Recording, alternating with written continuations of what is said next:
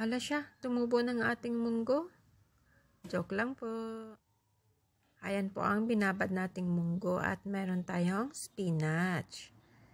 And may kalabasa na rin. Siyempre, ang isasahog ko po dyan ay ang ating chicken strips from KFC, yung tira-tira natin. Huhugasan ko lang po yan, tanggalin yung flour at hihiwain. Ulol is real. Ay, nako. Nakababad po itong munggo natin overnight para madali po siyang lumambot. Ilagay na natin sa ating paboritong kaldero at pakuluan. Ayan, lagyan ng tubig. At habang nagpapakulo po tayo, ihanda na po natin ang ating ibang ingredients. O, diba? So, ayan na nga, automatic luto na siya. Pwede na rin natin ilagay ang ating kalabasa dyan. I-low fire lang po natin at habang nagigisa po tayo ng ating sahog. Para save rin tayo sa oras. Kayahin nyo rin yan. Masarap kasi siya guys na ginigisa, 'di ba?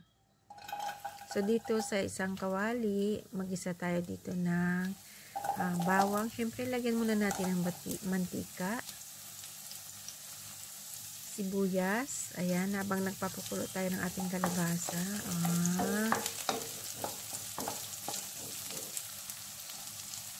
Yung sili ko guys, fresh yan siya. Pero nilagay ko sa labas. Kaya nagmumukha siyang mukha siyang dry.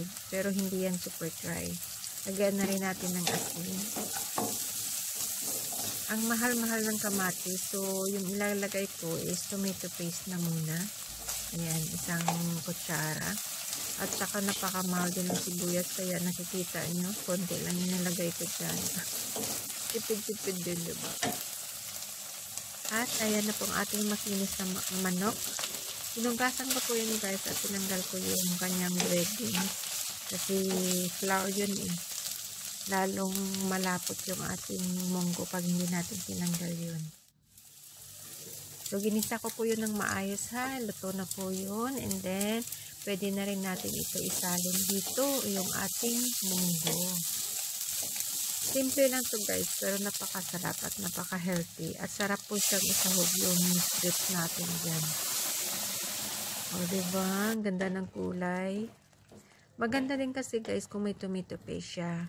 Nagpapatingkad siya ng kulay. Pero igisahan nyo siya muna ng maayos.